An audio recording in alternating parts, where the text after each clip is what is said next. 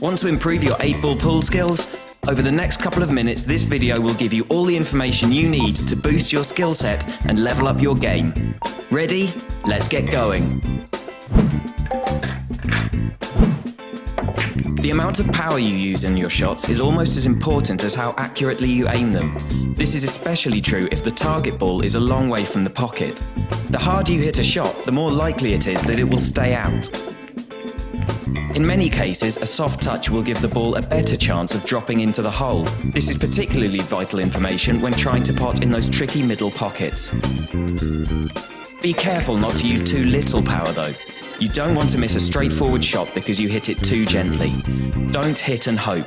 Judge how much power is needed for each shot and adjust as appropriate. The world's finest 8-ball players have learned to master the art of putting spin on the cue ball.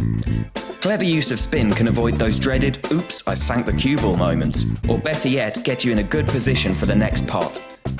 You put spin on your shots using the arrow keys or by dragging on the cue ball in the corner and dragging the dot into position. The dot represents where the cue will strike the ball. If you want backspin, move the dot to the bottom of the cue ball, and for topspin, move the dot to the top of the cue ball. Pay attention to the guidelines when lining up your shot.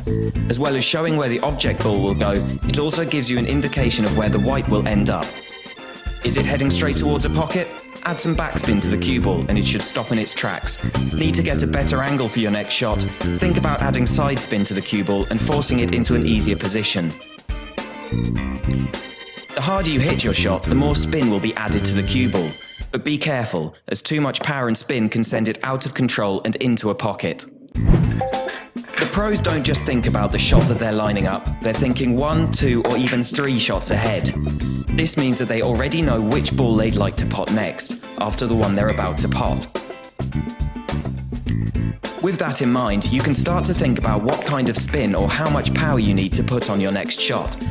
If you need to get all the way down the table to make your next shot easier, try and leave a good angle and use plenty of spin and power to get the white into position. Don't leave yourself a longer, tougher shot than necessary.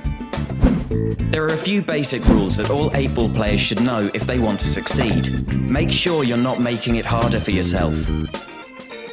If you pot a ball with your break-off shot, you can still choose whether you want to be stripes or solids.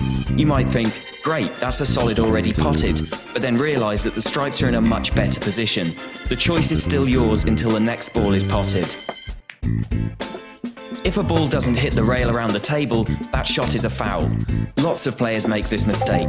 It lets your opponent move the cue ball to wherever they want on the table. If you pot the black but the cue ball also goes down, you lose the game. Don't forget about the cue ball's guideline when you're lining up that last shot. If you're playing in the Cairo tier or above, you need to call which pocket you're going to pot the 8-ball in. If you call a pocket and then pot the 8-ball in a different pocket, you'll lose the game. The very top players who have levels in the hundreds and countless tournament wins have become the best because they've simply played a lot of 8-ball pool and refined their skills. They know how much power to put on their shots, which spin to use, and how to plan a series of shots. The best way to join them is to keep playing, practicing and learning.